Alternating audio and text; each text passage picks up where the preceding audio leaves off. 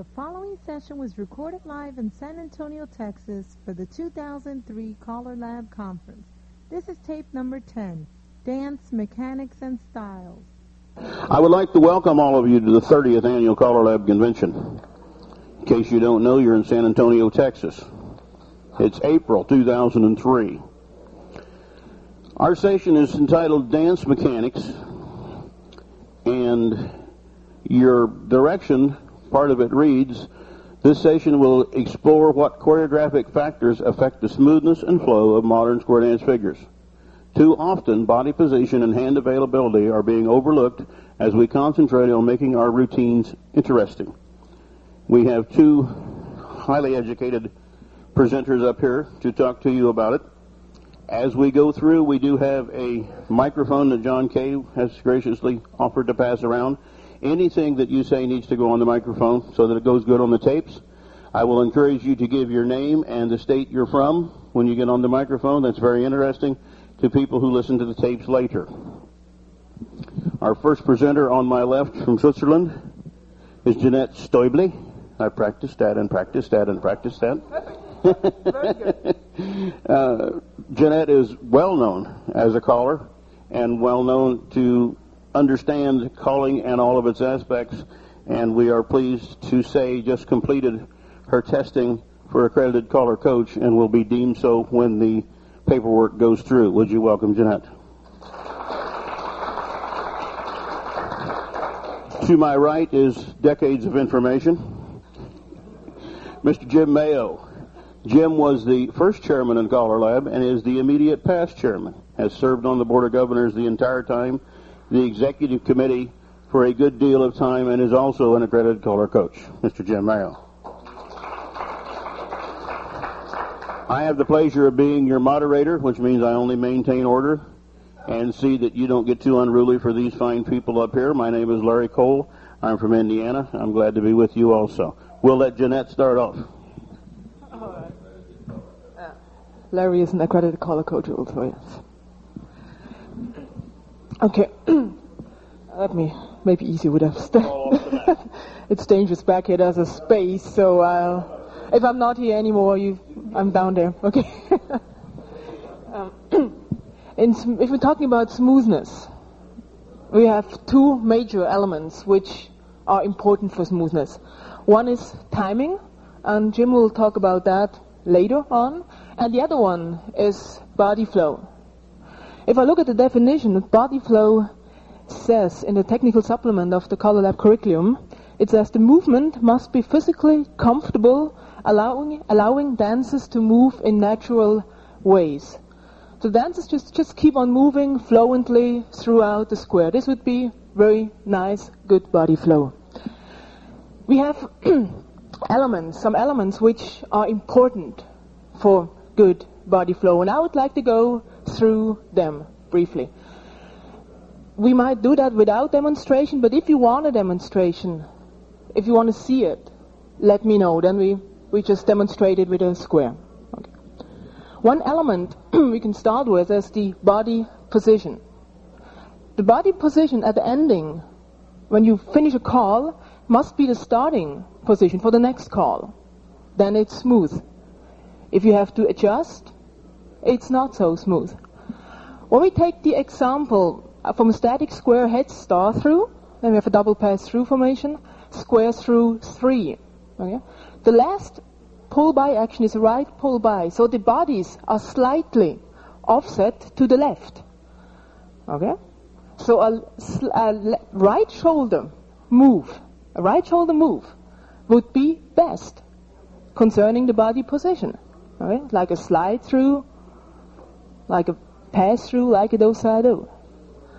Another example is if we look at the call slide through, and if we do it just two women. This is actually not so ideal, because if the gals do a slide through together, they pass right shoulders, and then they turn a quarter left. So if they turn left, the other lady is way there, behind them. So to adjust, you have to take a step back. So this is not good body positioning at that moment. So we should keep that in mind, that always when we call, that the ending position of the call we are calling should be the starting position for the next call. another element which is very important is the hand availability. Okay? We have to have the hand available. If we do a head square through 4, which hand is available? Is it the right hand? Agreed? Is it the left hand? No. Okay, yes. Because it's right, then left pull by, then right pull by, and a left. Then we have the right hand available. So the hand must be available. There was a time ago where it has been said you should never use the same hand twice. That's actually when I, for 15 years ago, started learning to call. But now look at the call, touch a quarter, scoot back from an 8 chain through. If we have head square through, then we do a touch a quarter, scoot back. We use the right hand twice. Okay? But it works because the hand is available.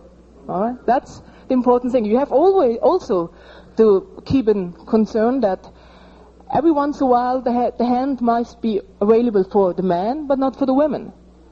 In a star through, for instance, the men need the right hand available, and the women need the left hand available. So if you do head square through 4, and you do a star through, it's perfectly for the man. Okay. Say 2 out of 4 ain't bad, but it's actually not the way. It would be nice if it would be for both good. Okay, so keep that in mind too. Do a slide through, for instance, in that situation, not a star through. Just always keep in mind that it has to be okay for all 8 dancers. That's all. Another thing important is the space availability. It's very difficult to dance if you crowded, if you don't have enough space to move. There's situations where we cannot really have much impact on it. This is if we call for... Excuse me? Do you want to see any of the body positioning? At this point, are you comfortable with verbal or do you want are you comfortable with the verb? This is my image. With the verbal, or you want to see it? Do you want to see this? What we're talking about? If yes, we can have 2 dancers, or maybe 4 dancers, a square. Yes. Okay. Can we have a square, please? 8 dancers. All right. Let me put this up. Thanks. 1, 2. There it is. Hey, how about that? Yeah, okay. Fiddle with enough switches and that'll happen. Clark, we'll take you up on your offer to move that table. Oh, yeah, that's... Oh, yeah. Very quick. Good. Okay, Phil, in the corner. Let's first go back to the body position example, just to show it. Go, yes, please. You have now enough space because the table is away.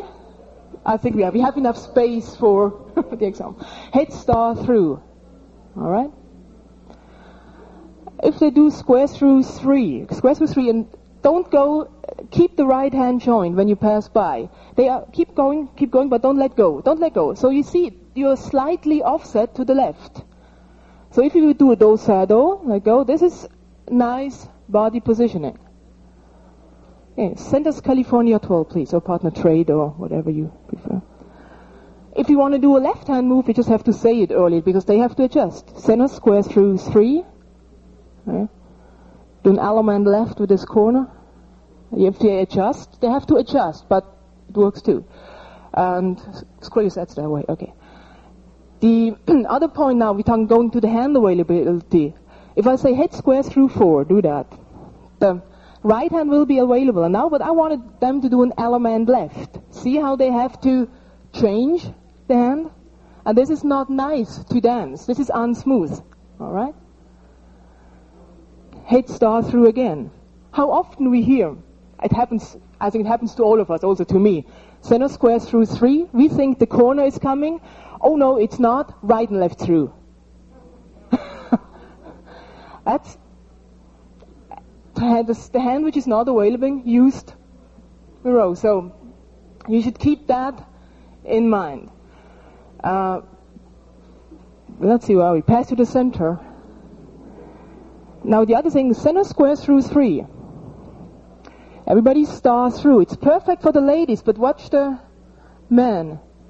Again, men had to use the same hand. the hand which was not available. So that's about hand availability. Now if we talk about space availability, if you don't mind to stay here for a moment, all right, I think. Okay.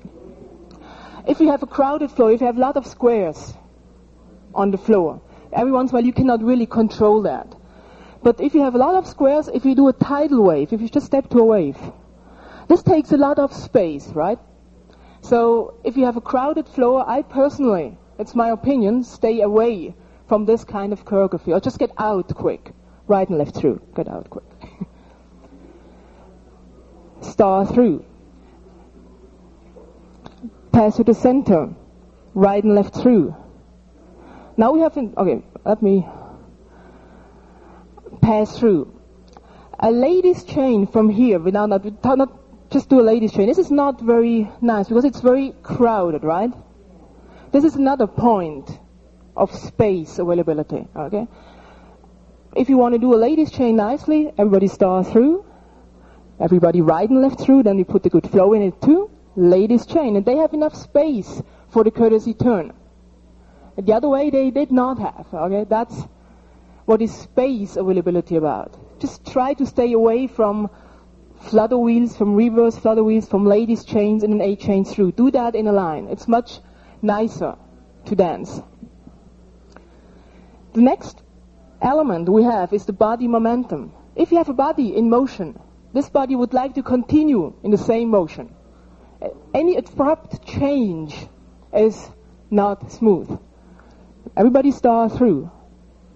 Pass to the center. Right and left through. Just give the other ones enough time.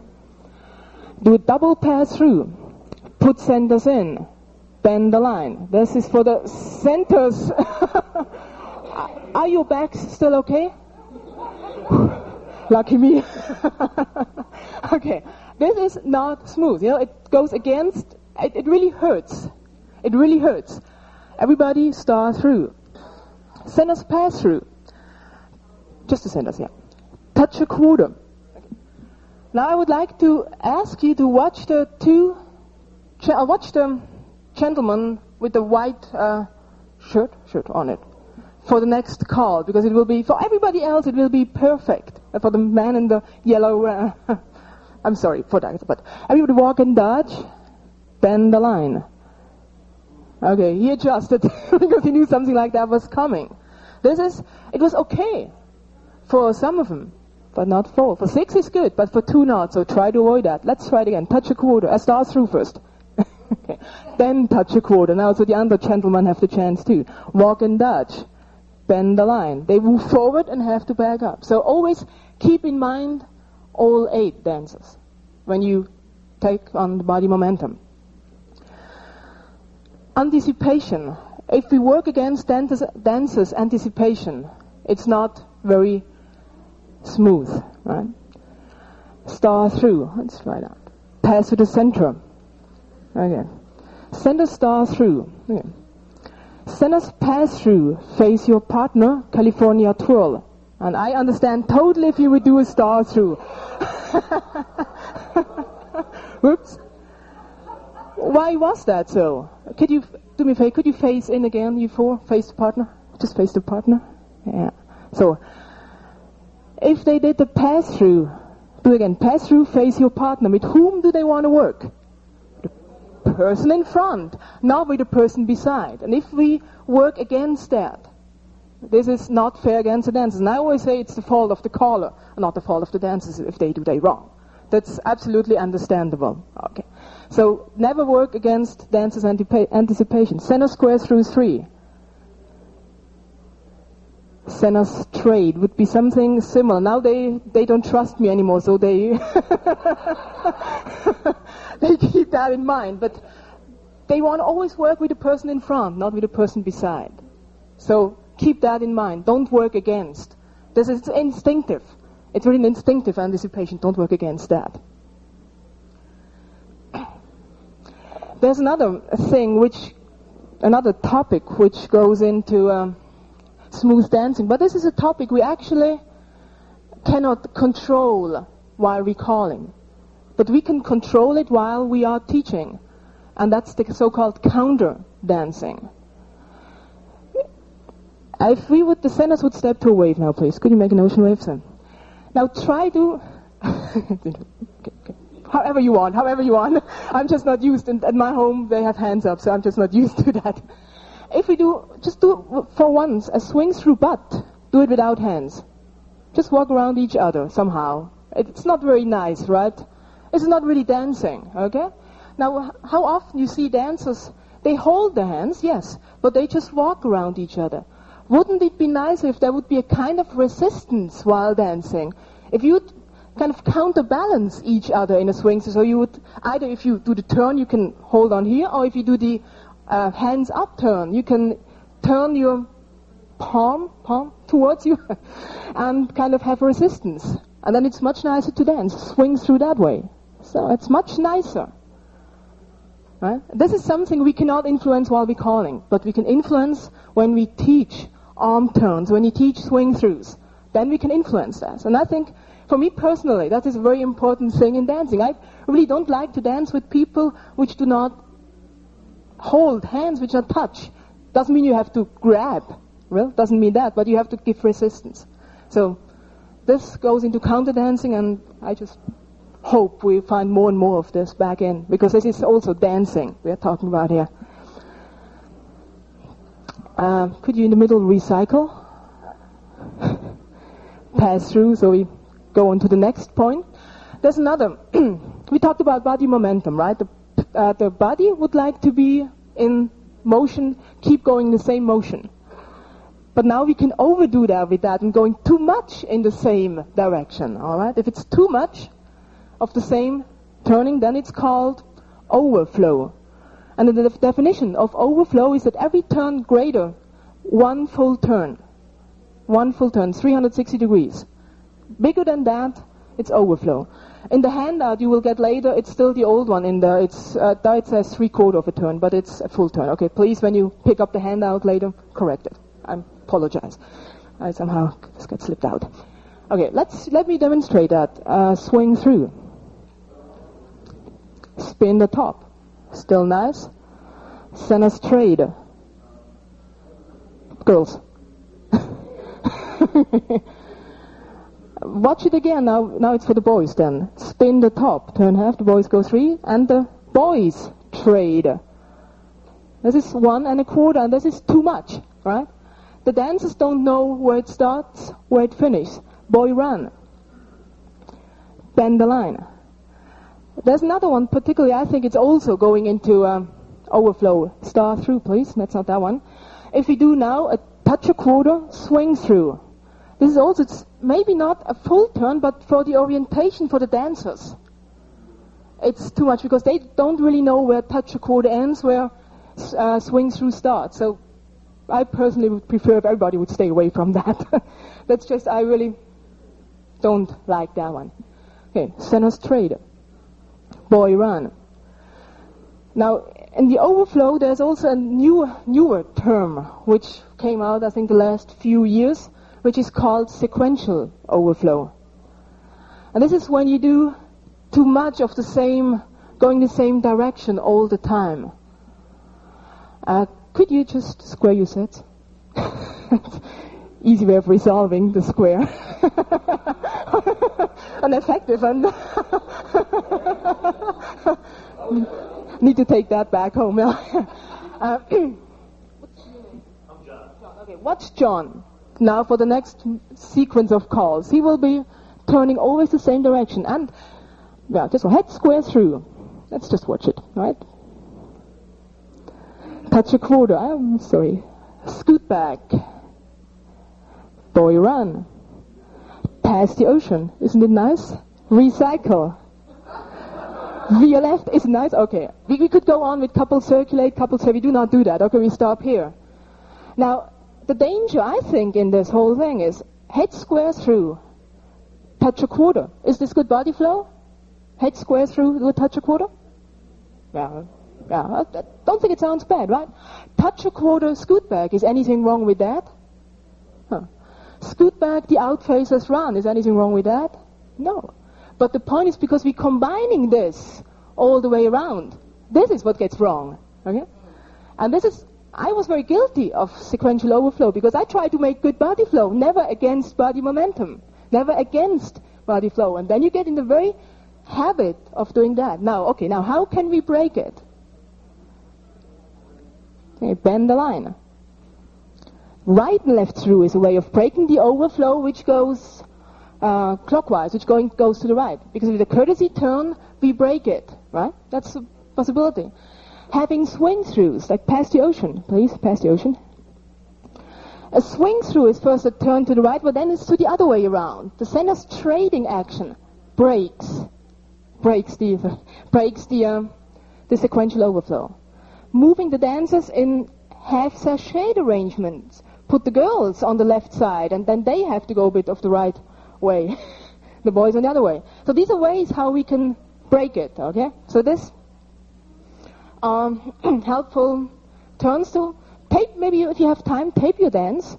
And then at home, take a piece of a pen and a piece of paper and follow a dancer. If you say head square through, follow him through, right? Touch a quarter, scoot back. And you will see when you follow that through, we see whether you have these kind of turns in there or these kind of turns in. Okay? Just a helpful hint, help myself to get over that. Another thing which is important for body flow, for smoothness generally, it's a dancer's knowledge and ability. It's actually more in smoothness. Because if a dancer is unsure and unsafe, it's very difficult for him or her to dance smooth. So if we call very difficult material, same thing. Can be difficult for a dancer. We take away from smoothness. It's not that it doesn't mean that we have to call easy all the time, in my opinion. But we have to be aware of these situations and see that the most time we call smooth and nice. Okay. There's one last thing I would like to put in this body flow thing, and I found it very helpful using body flow for dancer success. Okay? We can use body flow, help dancers getting through material. Do me swing through again, please, for me. Girl run. Okay. So I would like to do a reverse flutter wheel later on with the girls going in. So I now will use a bend the line to set the whole thing in motion. Bend the line, reverse flutter wheel. Just with a half sachet, boys in front. Just okay. Just. I'm sorry. This was yeah. Past the ocean. I want to do the other one again. Girl run. Bend the line, reverse flutter wheel. Girls in with the left. Work beautifully, right? Half sachet, boys in front. Also this with body flow works good. So we can help dancers. We can introduce other arrangements with using, we call that encouraging body flow. If we would do a Dixie style from here, right? We could do that, right? We could do that. But would it be nice to dance it? Not so, right? Right and left through. And now Dixie style, is that nice to dance? Okay. So with this kind of flow, we can let the dance action coming back in. We could do a Dixie style from facing lines. Yes, it's allowed. But is it nice? I personally think no. If the only thing we need is a right and left through before to make it nice. Okay. So I think it would be nice if we start using more of this, because we could bring dancing much more back in. All right. Use the mic, please. You did the reverse flutter wheel and then a half sachet. What about the Dixie style immediately after the half sachet? How would that flow? Right, this would flow good. Let's try that. Boys trade. Okay, I think let's see. Boys cross run. I would just get normal. Excuse me for that. Girl trade. Recycle. Might be easy ways, I know. Star through. And now we are back where we have the example. Right and left through. With a half sachet, and the boys lead Dixie style. Right pull by, boys, and left touch a quarter. It worked, right? It is also flowing action to go into. And these are always ways you make it nicer to dance. As a caller, these are where you have possible to influence. Do we always want to use this? No, maybe once in a while we want to have other choreographic goal in mind, yes. But the main point, the main thing of our calling should be smooth, should be nice, should be with good body flow, should be even with encouraging body flow. Okay, I think I'll pass this mic back. Thank you very much. Okay, yeah, okay. Just say thank you in the square, however you say that. We say no more. And could I just have 2 girls and 2 boys here, standing faces? 2 girls together facing each other, 2 boys together facing each other, because I was just reminded to show the slide through from here. So let's do first the boys, because the boys together, that should be flowing easily. Boys slide through, pass through, face right. Easy, right? Okay. Girls slide through, pass through, face left, and they have to adjust backwards. You've seen the step they took back? If I would cast off 3/4 for the boys, it would be good. For the girls, they have first to step back, grab, hold a hand, and then start turning. So, yeah. The interesting thing about that is that I don't know anyone more concerned with smoothness in square dancing than I am. And until I started talking with Jeannette about this session, it had never occurred to me that 2 girls doing a slide through left that offset position. It just hadn't entered my mind. Because as a male caller, we tend to think how the man's part goes. We don't pay enough attention to how the other part goes. I suspect the same is true for women callers, that they sometimes don't notice. Although most of the women callers I know do tend to watch the man's operation and to base the square actions on that. But many of us men calling fail to take notice of what's going on with the women while we're paying careful attention to smoothness for the men. Would you give the square that danced a nice hand for their participation? And Jim and I have collectively decided that we will allow questions and comments to Jeanette's presentation before we move ahead to the next presentation, if you have some. And Bob, would you pass out both handouts at this time for me? I'm John Carlton from San Antonio, or San Antonio, however we're going to say it. If you get caught up using the girls' slide through, and all 4 girls are in the middle, a nice way to kind of make their adjustment easier is just telling the box circulate, and they'll do a smooth adjustment from there. So. Any more questions or comments? John, over here. Clark Baker in Belmont, Massachusetts. I guess I had 3 comments. One is another thing you mentioned, dancer knowledge. I think the dancer's trust of the caller. Is the caller there tricking them? Is the caller hard to understand? Does the caller have calling with confidence? Can change the dancer's trust in what you're doing. And if you don't have that trust, you aren't going to be dancing smoothly. Second point, when you were mentioning counter dancing, one of my pet peeves is often a caller will call something like pass-through, partner trade, flutter wheel. That can dance okay, that's fine. As a guy, if I do the pass-through and the partner trade, I want to catch that lady's hand to help propel her in for the flutter wheel. If it happens to be a reverse flutter wheel, I want to have a hand contact with her so she can propel me in. And so often the handhold isn't there, the person's just letting you go all by yourself. And I think that that dance action can be very good, but we often don't dance it well because of the handholds. And the third comment I had was another way to avoid the sequential overflow and potentially to make the dancing a little more interesting, but you have to be careful you don't trick people with it, is changing in focus of attention. As you're dancing, you might be doing this scoot back, split, circulate, walk and dodge. That's working in your box. If you were to do the split, circulate, centers, trade, that changes where you're focused, and then you can do another scoot back or a walk and dodge, and that can help prevent sequential overflow and make the dancing a little more interesting. John?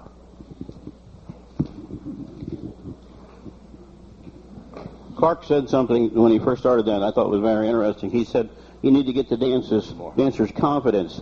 And I think in the material that Jeannette was just showing you, dancers can perceive that to be trickery if you do not create confidence with the dancers so that they understand, yes, you're giving them something a little bit different, but you're giving it to them for good danceability and for a good time for them, and you're helping them do that.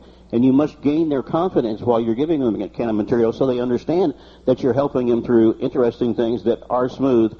And if you don't gain that confidence, then they think you're pulling the, oh, well, I got you one more time deal that none of us like. So you have to gain their confidence, as she did with these people, as she worked them through this square, and put them through those interesting things because they wanted to succeed. She wanted them to succeed, and she did it in a way that they knew that. And that's something that's very important. You must get the dancers' confidence so that they feel you are working with them and for them, and throw those old tricks that used to be used out the window.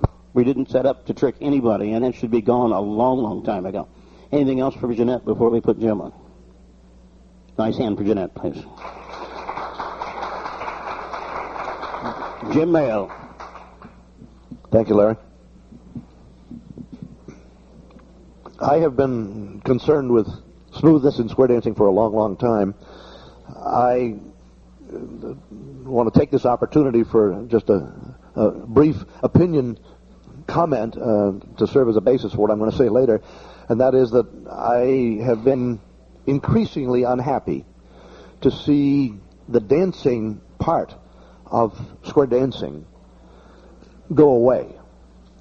Over the decades, we have changed this into an activity which is focused heavily on choreographic puzzles and intricate choreography, and we have paid less and less attention to the comfort of dancing and the feel of moving with the music, which is, in my mind, a sort of a definition of dancing.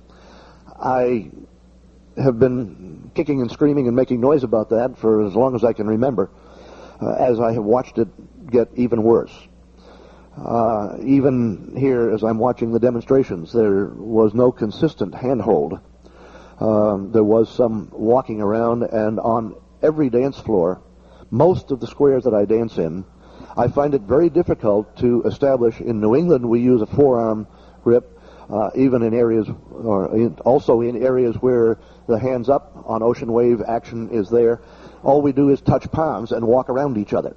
The idea of swinging a turn, countering each other's weight, the genuine counter dancing, is really obsolete in most of today's dancing. I regret that, and I think by failing to pay attention to that, we have effectively given away 1/3 of the appeal of modern square dancing. I see three aspects to our appeal. One is the fun of solving the choreographic puzzle, the intricacy of the geometry, and the surprise of changing choreography. That's wonderful. It is what separates modern square dancing from traditional square dancing.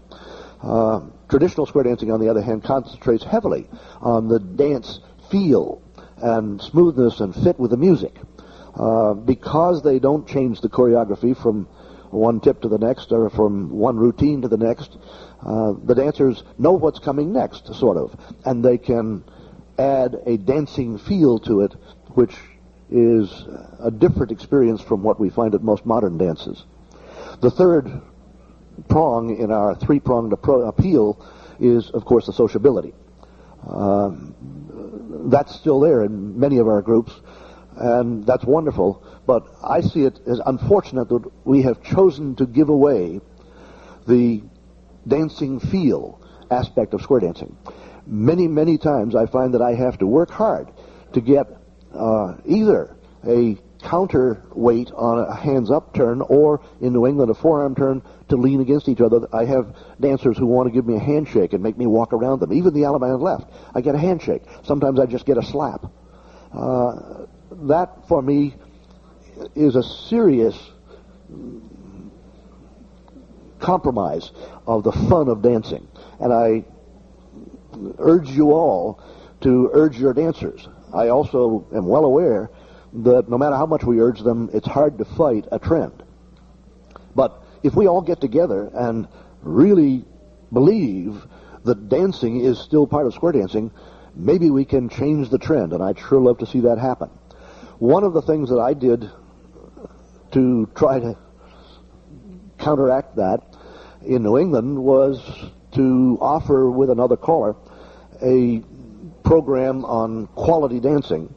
and how to improve your dancing skill. And they gave me a full 2-hour period with a hall about this size, actually, the first year we did it, to offer this program, and we ended up with 5 times as many people as would fit in the hall came to learn how to improve their dancing skill.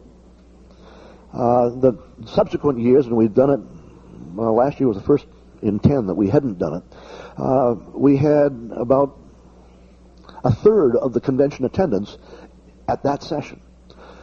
Dancers are interested in learning how to be good dancers. And in making that presentation, I prepared the handout that you have in your hands. I formatted it slightly differently. It was a 3-fold thing that I handed out to them. But this is what I gave the dancers who came to that. And it's worthwhile for us to review what's on there, because many, many dancers came back year after year. Many of them came back bringing their friends saying, oh, you shouldn't miss this. My message here is that dancers really want to know what good dancing is. And if we give them the opportunity to experience it, then they are enthusiastic about it.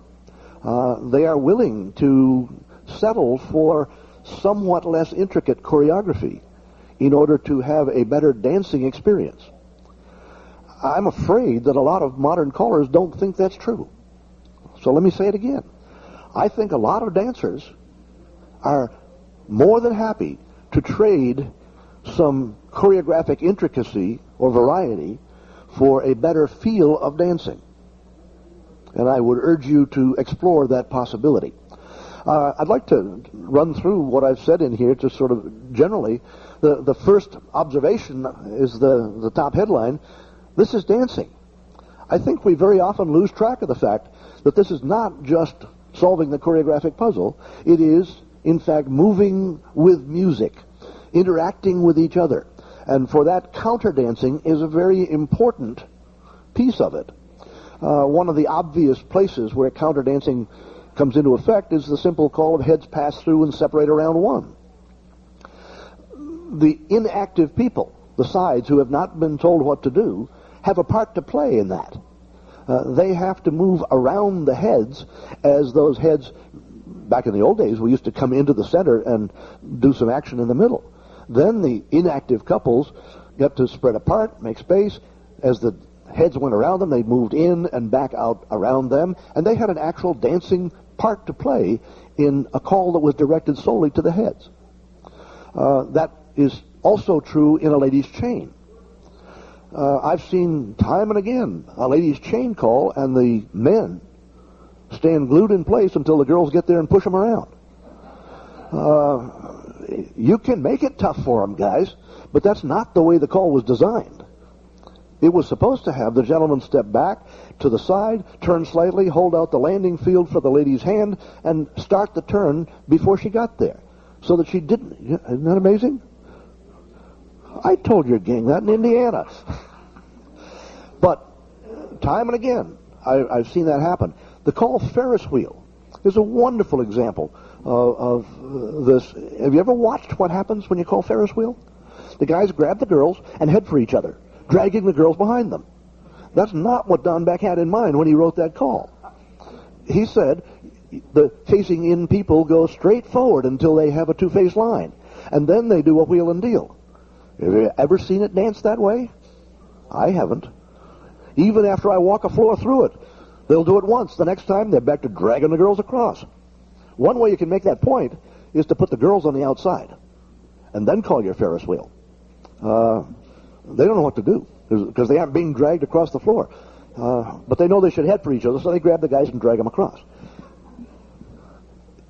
It's not pretty to watch. And it makes my point very clearly that we've stopped paying as much attention as I wish we paid to the dancing quality that's available to us in modern square dancing.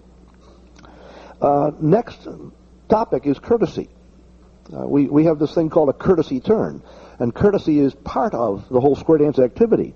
I got in a long fight with the New England singles group dancers when I wrote a column in our magazine suggesting that it was not courteous behavior for single dancers to stand out in the middle of the floor and hold up one finger. looking for a partner or a half. You know, they don't even tell me which half. I got some pretty strong letters from the single dancers in the area saying, well, you know, we don't have partners and we need to get out there. I was always taught, and I know it was a long time ago, but I was always taught that I was to go and ask the lady if she would dance with me and then take her out onto the floor. Yeah. Like she hasn't been around as long as I have. That's... I'm not sure that got on the tape, but I'm going to repeat it. Nobody's been around as long as you have, Mayo.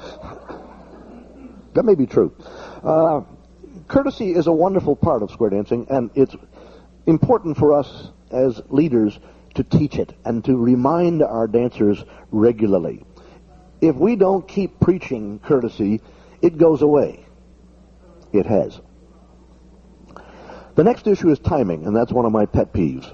Because, again, we have become so interested in our choreographic intricacy that we routinely pay a timing price. It is rare, almost unavailable, to dance in a way that does not make you stop and go. Sometimes the stop is brief, one beat. Sometimes it's 3 or 4 beats. And unfortunately, it's very often 3 or 4 beats between every call. One of the reasons for this is that callers are not as aware of the choreography as they should be. It is my absolute belief that it should be every caller's intention never to give a call without knowing before you give it what the ending formation and arrangement will be.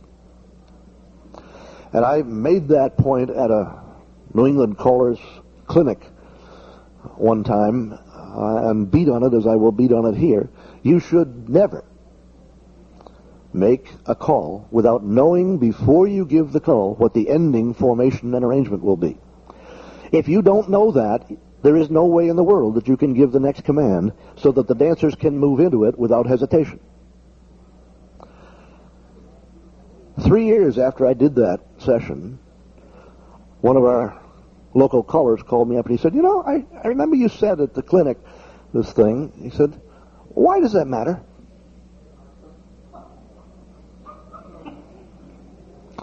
It matters. And it matters because if you don't know where they're going to be before they get there, you cannot give the next call so that they can move without hesitation. Timing is something that we have sacrificed almost universally. Many, many callers learn square dance actions by memorizing a set of words without ever having any idea about the detailed movement of dancers through that operation. Beginning callers come to caller school with a half a dozen singing calls memorized. It's the worst thing they could possibly do, and it'll take them months, if not years, to overcome the problem that creates for them. You cannot learn square dance choreography by memorizing words. It doesn't work.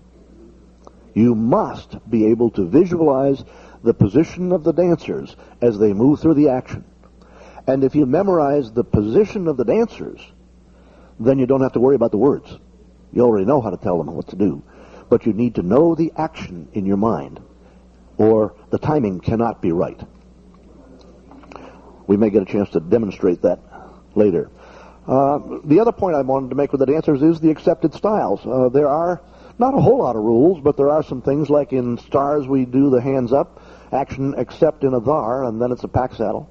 We have a standing recommended practice for ocean waves of hands up, but I watched the ocean wave shift here from a forearm, which I think is perfectly comfortable, and in fact we had a big discussion of arm holds.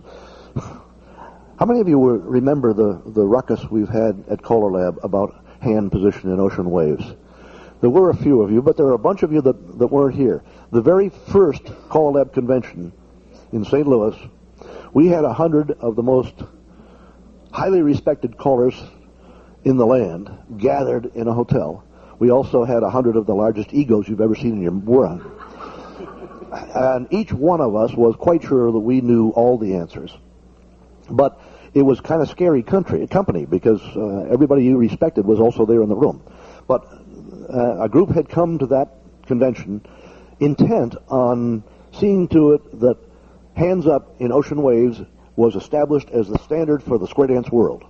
And they were on a roll. They were on a big campaign to see to it that everybody got that way. Well, in New England, we had made the switch to forearm 5 years earlier at great agony. The whole area had torn itself apart making that switch, and we weren't very comfortable with the notion of going back. So the discussion went on, and it went on, and it went on. And it went on in the halls of the hotel at 2:30 in the morning.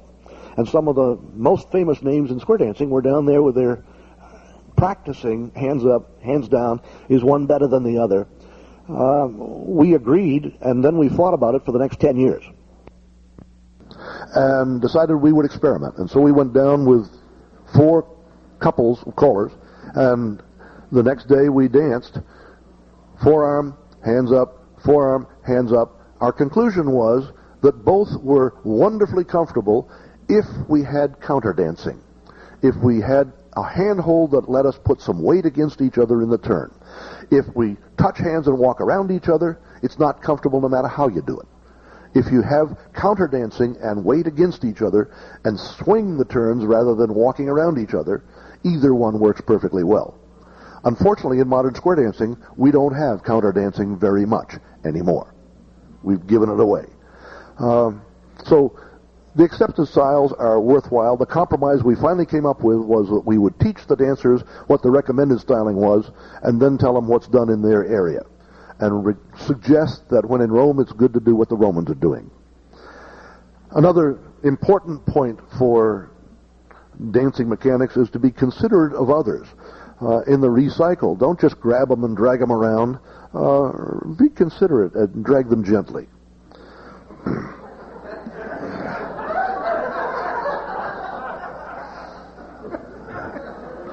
Another point that is often overlooked is accuracy in the execution of the calls. If you look at the modern square dance floor, the sloppiness with which a lot of our dance actions are executed is just scary. We have a product which is exciting, fun, feels good, is a wonderful recreation if we do it as well as it can be done. We aren't doing that. And we cannot hold anyone responsible for that other than ourselves. If the dancers don't do it, it's because we don't teach them to do it and call for them so that they can and then insist that they do. That's our job. And I would urge us to do it. And I thank you for listening.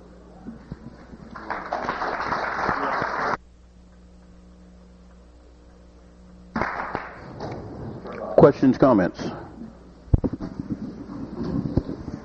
Hi, John Knight from Dayton, Ohio. I'd like to go back to your point on counter dancing and resistance. And as I'm dancing, I'm running into more and more ladies that say, don't swing me. I can't star through. I can't California twirl. I can't box an X. I can't raise my arm. So in my defense, I dance everything open palm. That way, if she can't raise her hand, I'm not forcing it up, and she can just slide off so I don't hurt her. But the downside to that is I can't really offer resistance very much either. So as I'm dancing and as I'm teaching, I'm looking for recommendations. How do we counteract this? How do I accomplish the task? I don't think you can expect to put one person's infirmity onto the whole room. If you don't swing, we have badges that say "Don't swing me." I've seen dancers dance with an arm in a sling. That's an individual thing, but we should not be allowing the whole hall to dance badly because there are a few people in it who can't do it comfortably. We should be teaching how to do it right. And teaching counter dancing is important. Hardly anybody can swing anymore. I mean, swinging used to be the mark of the good dancer. I told many times, I started way back when. There wasn't any modern square dancing, and everybody says, oh, everybody was welcome, come on in at the traditional dance. You can walk through the door and learn it as you go. Baloney. You didn't get into the good squares any faster then than you do now. The way they judged was if you could swing, and they checked it out in the contra line. When you were dancing contras, you had to swing with everybody. And until you could swing well, I remember walking across the square, it's the floor to join a good square, it would evaporate before my eyes. Somehow there was never a place in the good squares until I learned how to swing. Nobody cares anymore. Good swinging, we can't even identify. Good point. One of my pet peeves is... And you are? I'm dancing. You're on. I'm dancing. The What's your caller name? says, who are Fred Martin from Stewart, Virginia.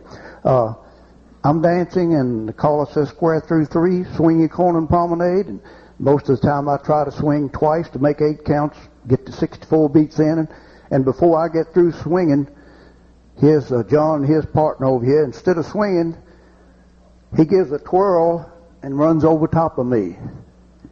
The second goes back to what you say, comfort. I've been trying for years to promote, we say we have too many calls, and I agree. There's a call called dive through. If you're calling the floor and there's 10 squares, you watch them, you call dive through. Nobody does it, just like you said, fair wheel. Nobody does a dive through. They separate, walk out, and partner trade. So let's not substitute, but quit calling dive through and call pass to the center. That eliminates the bursitis, eliminates the girls getting their hair messed up. You imagine Flippo in the middle with the arch and John Jones trying to dive under him. Suppose John Jones has a broken back. I have one. So I've been trying for years to get dive through eliminated. Thank you. I would again observe that because some people have difficulty physically accomplishing these things is not a reason for destroying the whole thing. I taught for years that you made the arch, but if you couldn't reach, you moved your hand in that direction. You didn't have to touch on the dive through. You can go through the action properly without actually reaching the touch. And sure, we've let the thing get so sloppy that now we're saying let's do away with it. I'd rather see us go back to teaching good dancing styling and keep the things we have that are worth it. It may be appropriate to do away with it, but not just because we've gotten so sloppy that we don't do it well anymore.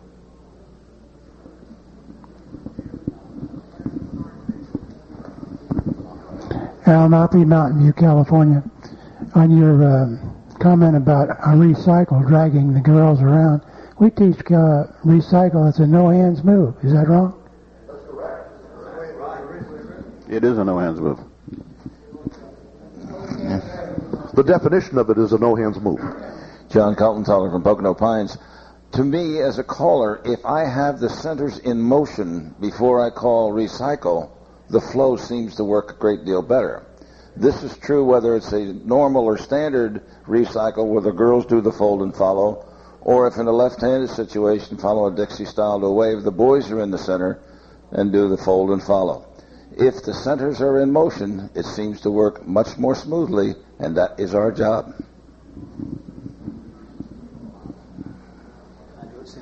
Another question coming up. Dick Gaskill, San Jose, California. I'd like to comment on something Jim mentioned earlier about dancers getting sloppy, and I think part of it is our fault. What I've seen whenever I'm calling a dance, the biggest reason that anybody breaks down is they don't set the formations between the calls, and they get lost. And you've got to enforce that when you're teaching, that as soon as you finish the call, this is exactly where you should be, and make sure you do it before you start the next call, no matter what it is. If you look on the handout, the second page, accuracy, that's exactly the point that's trying to make. And again, with the dancers at the convention, when I used this as a handout, I demonstrated each of these and gave them an opportunity to see how sloppily they were doing it and how inaccurately they were executing those things. Most dancers don't realize it.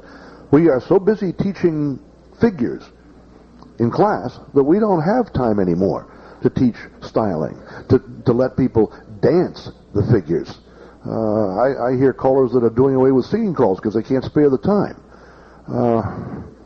You just stopped teaching dancing. A couple of comments while some of you maybe are thinking about something. He made the comment about dancers don't set the formation so that they're ready to go on, and I think a lot of that comes from the fact we don't have counter dancing anymore.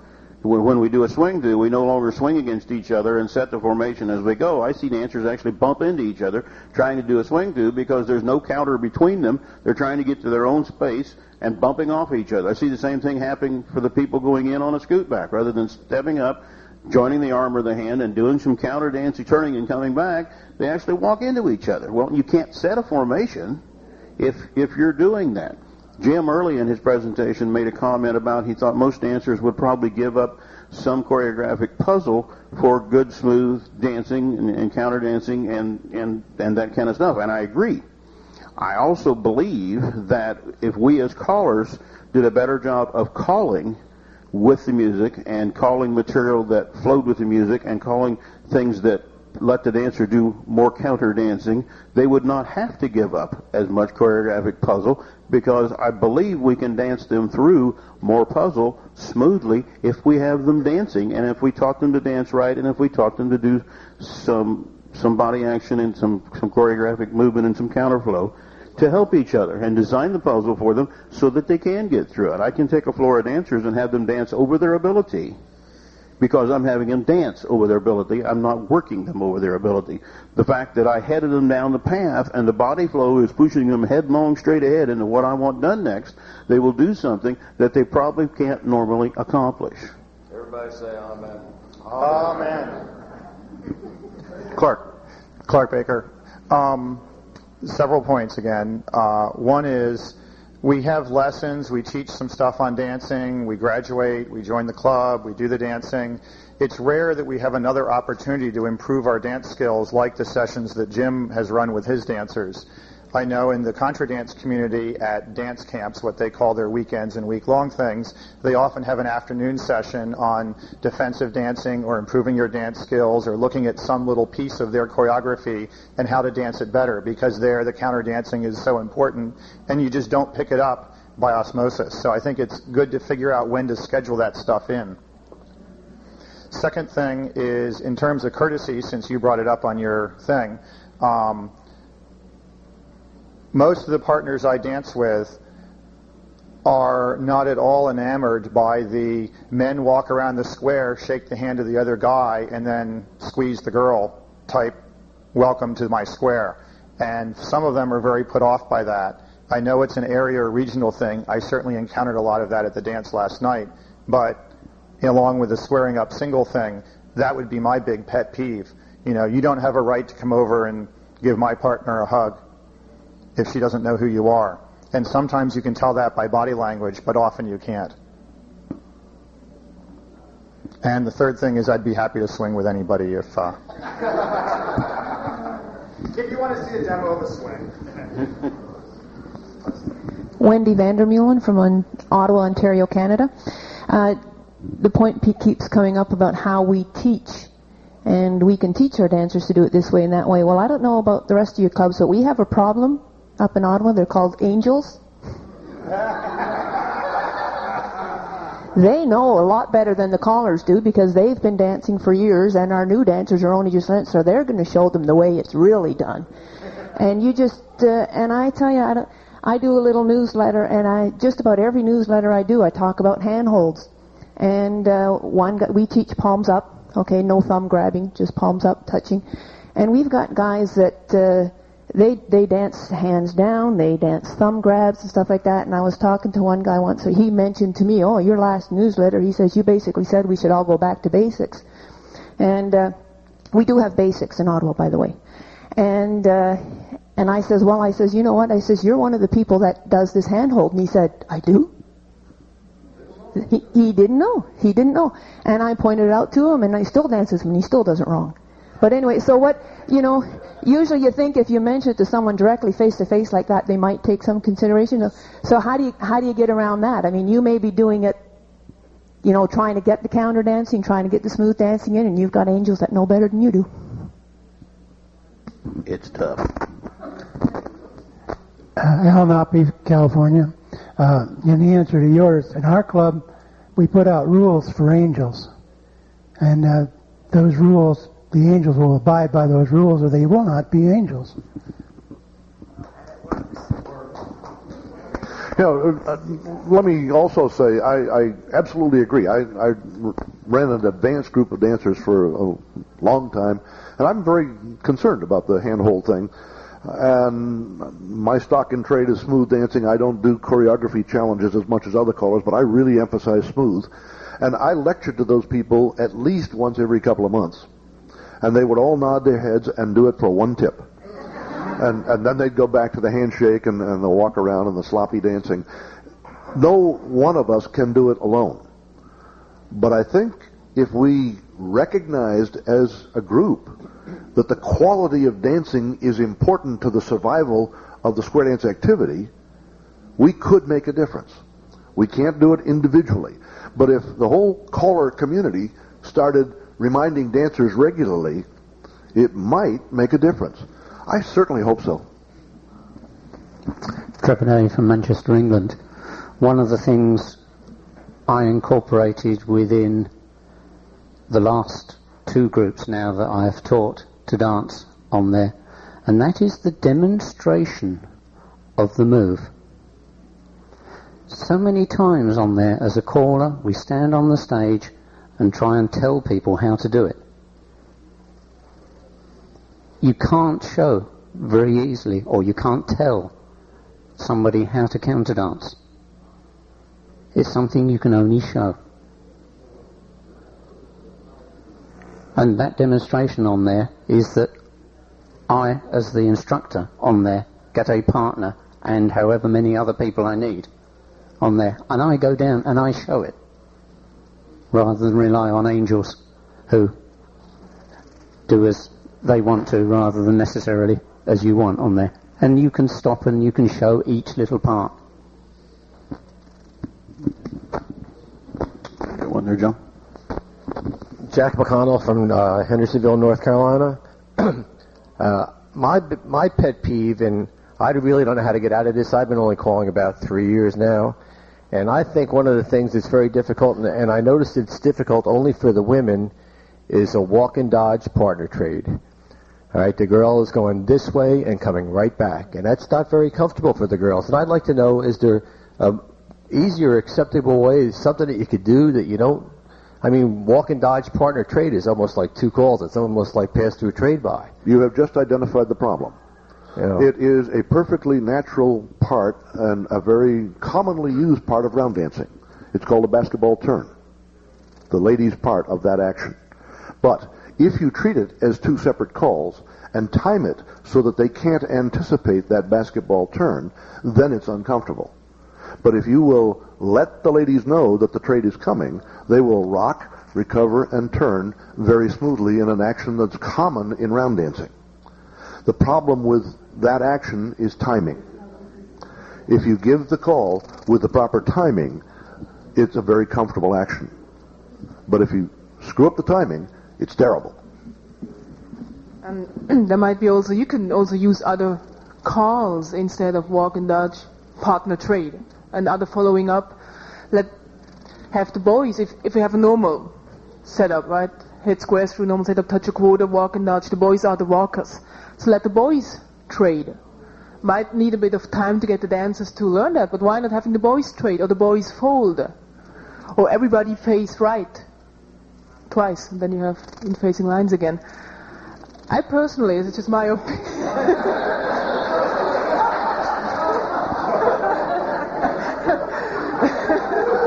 For the benefit of the tape, we had two other panelists write down some new choreography. I personally try to, I use walk and dodge partner trade also every once in a while, but I try to force myself to use it just maybe once out of 10 times and try to use like boys trade, boys fold, try to use other ways without having the ladies to do these basketball turns. My dancers unfortunately do not have round dance, so I can't really go back to the basketball turn as a teaching tool, but I tell them if this happens, I tell my dancers that you have to kind of smooth it out yourself, because we callers call it. I would like to share with you an experience that's not directly related to this subject, but does relate directly to Jeannette. I went a few years. She's going to write down something.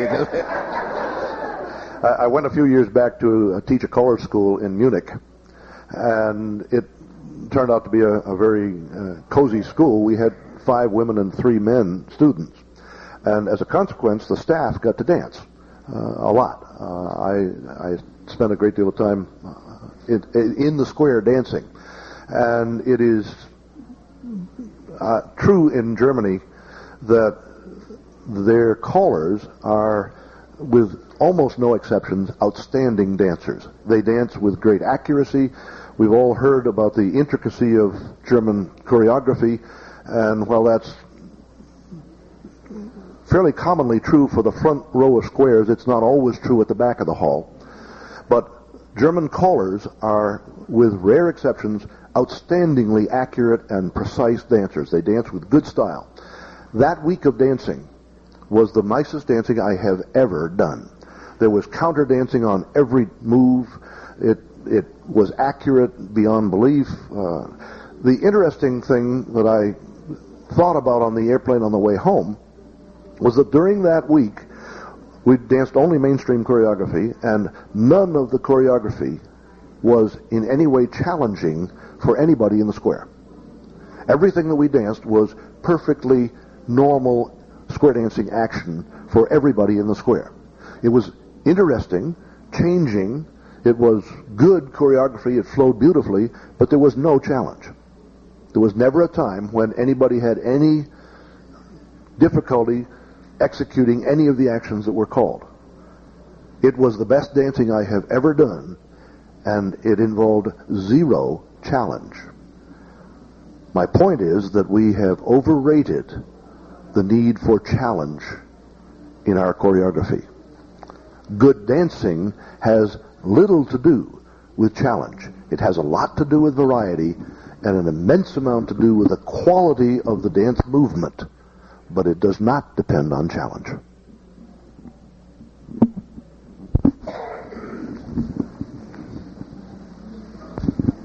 Ron Swartz from Leavenworth, Kansas. On that walk and dodge, there's a call that we forgot, and we don't even do it right when we have the heads go up to the middle and the back. When you have them do a walk and dodge, you can have them go up, forward, and back. It neutralizes the whole thing. Then you can do your partner trade or whatever you want to do from that point.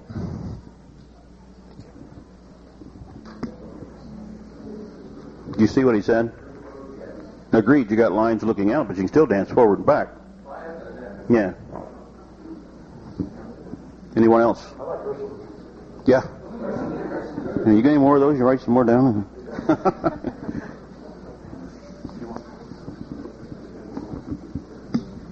It might be worthwhile to do a demonstration that I've done many times and would like to repeat, the timing demonstration, if we can get a square that would like to experience good timing. That was quick. I want to try to show you the difference between good and not so good timing. Ignore the fact that this is a singing call. What I'm going to do is to dance you through a routine that has no challenge to it. It's one that everybody's going to memorize. Yeah, if you can angle so that you really got that empty space, can use that empty space, it'll let people move better.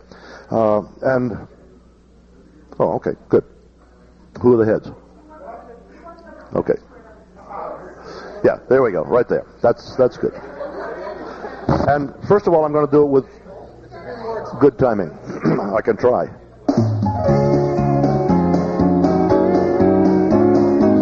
Head couples, move up to the center, come back. Square through 4 hands. Right and left through.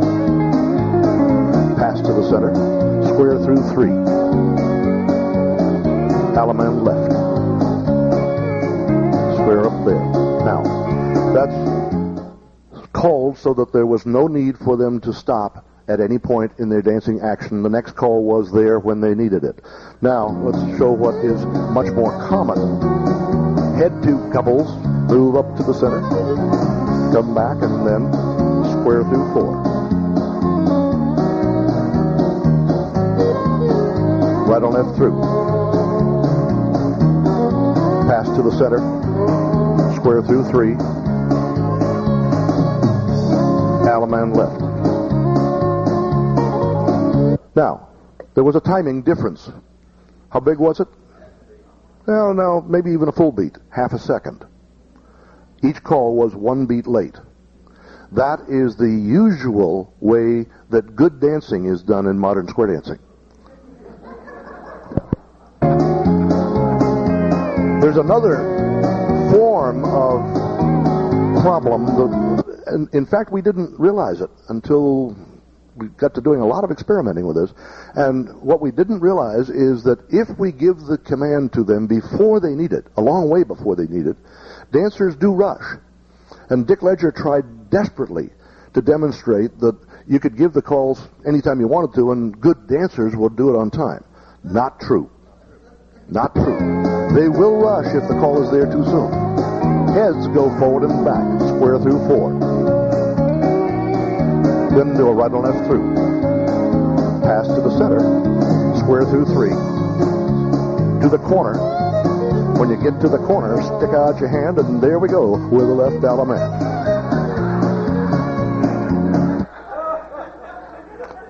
And you think that's uncommon, huh?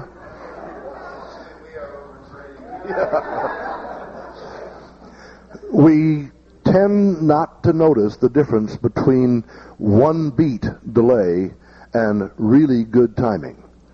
The feel of that difference is huge.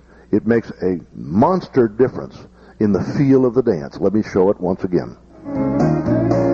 Sides, move up to the center, come back, square through 4. This turn's going to be a little cozy. Swing through. Boys run. Ferris wheel. Straight ahead, guys. Then wheel. Pass through, Allemande left. Same action now. Sides, move up to the center, come back, square through 4,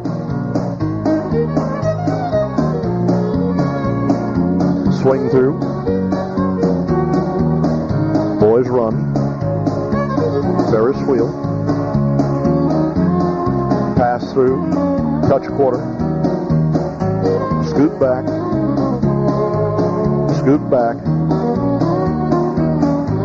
girls run, Allemande left. Hey, they can't all be smooth.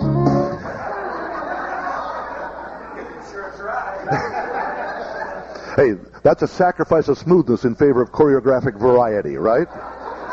How many times are you willing to pay that price?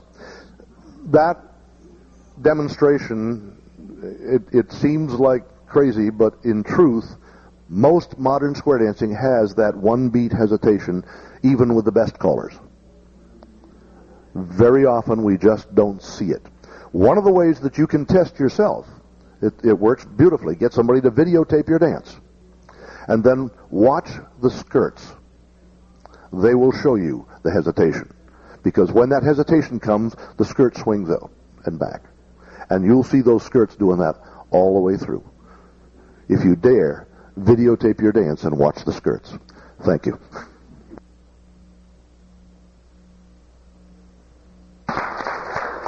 We have any other questions or comments? Yes.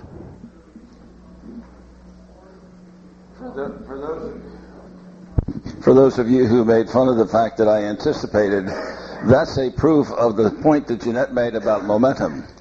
An old law of physics, a mass in motion tends to remain in motion.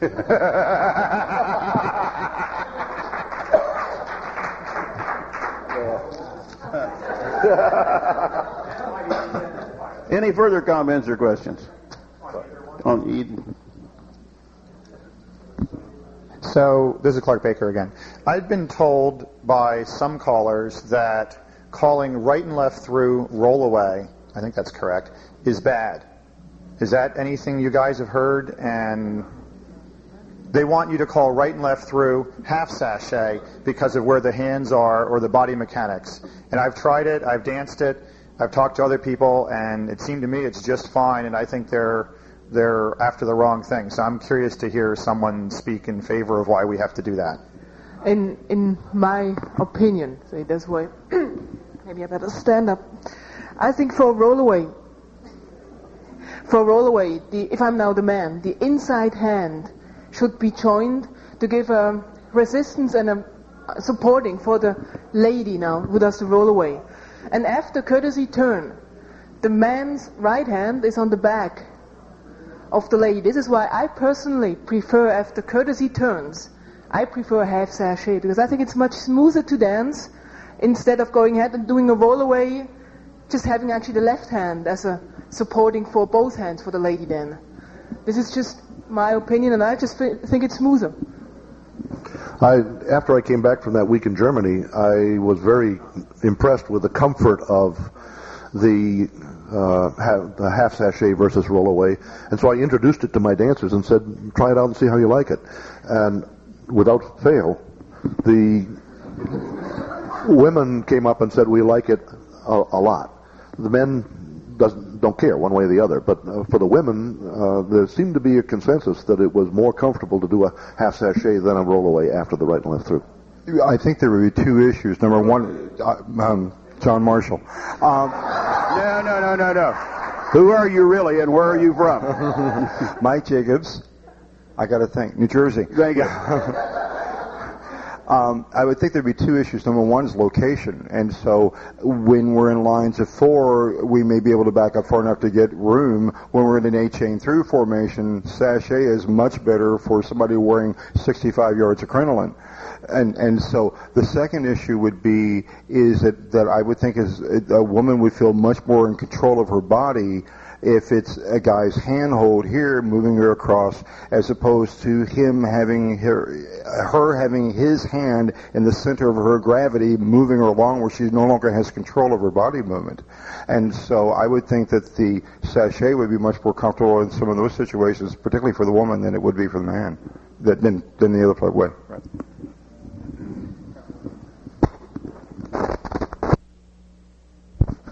Johnny Wedge from Massachusetts. It all sounds very good, but I kind of go back to what Clark when he first started. For years and years, a very popular singing called Figure was Four Ladies Chain. We all know that finishes with the same exact movement as right and left through. Roll away with a half sachet, join hands, circle left. We've been doing it forever, and I've never seen anything that looked awkward in the movement. The man has his hand behind the lady's back. As you're finishing the courtesy turn, he just kind of assists her to continue to go, to fold in front of him and roll to his other side. I seem to think it seems to look very comfortably. However, I'm not a female, and I've never been the one that had to do the rolling away. I can understand what Jim said, that when he brought home Germany, because Jim is right, here in New England, we very seldom ever, here in New England, excuse me, I forgot where I was. In New England, we very seldom ever used half sachet. It was always roll away.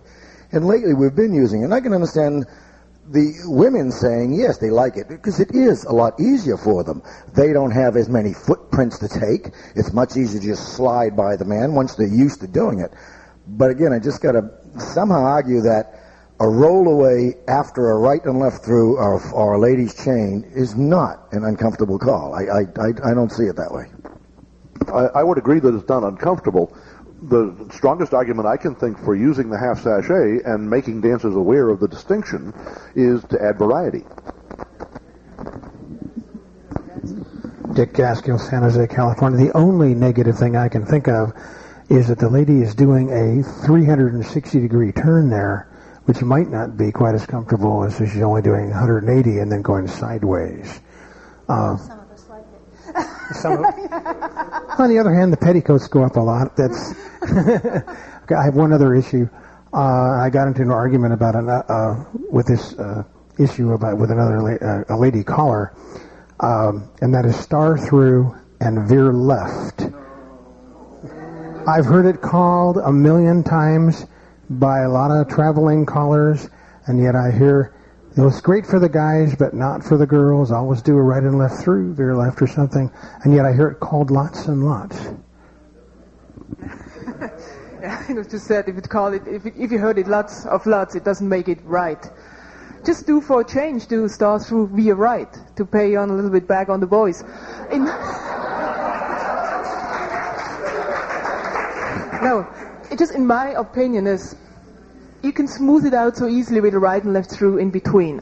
So why not just add this right and left through in between? That's my opinion, and I never ever call star through via left or star through via right, except I want to make the point that I think it's not smooth enough.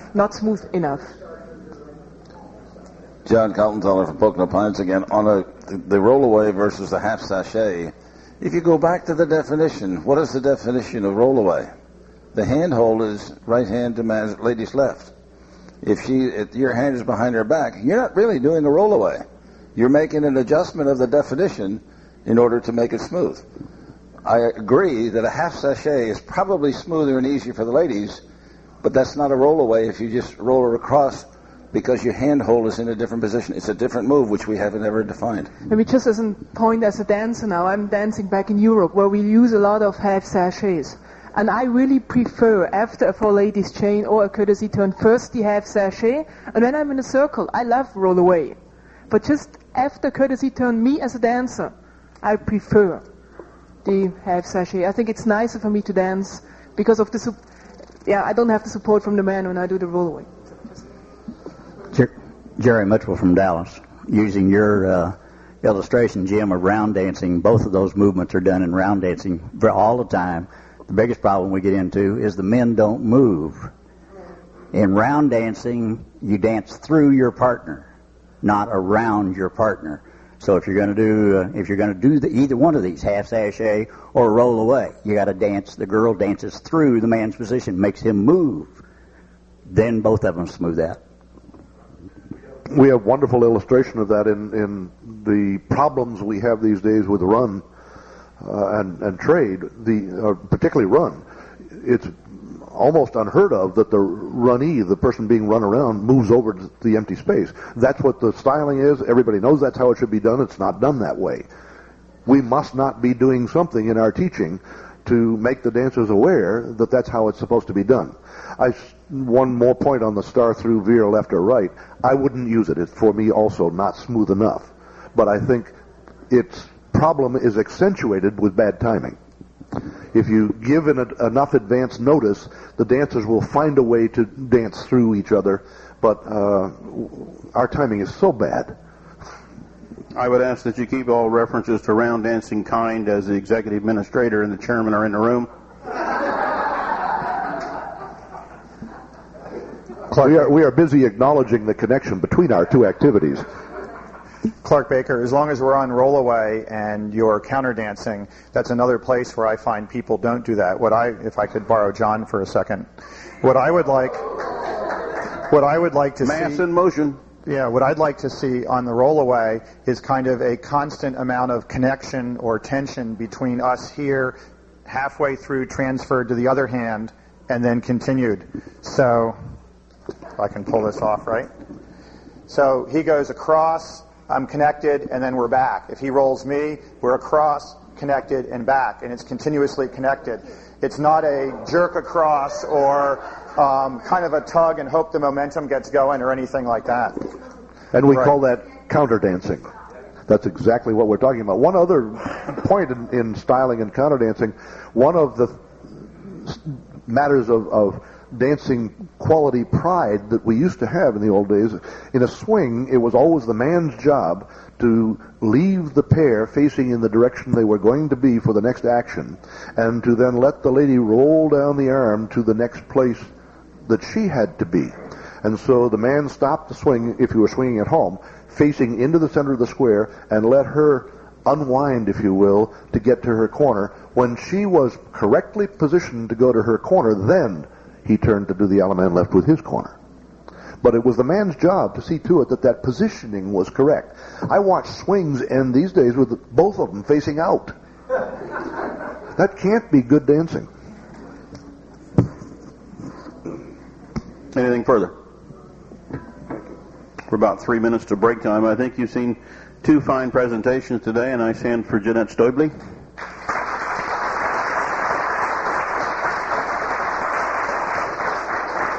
Your appreciation for Jim Mayo. I thank you very much for coming to the session. My name is Larry Cole, and it's now break time. Thank you. I had to say that about the mask. You get away with it better than anyone.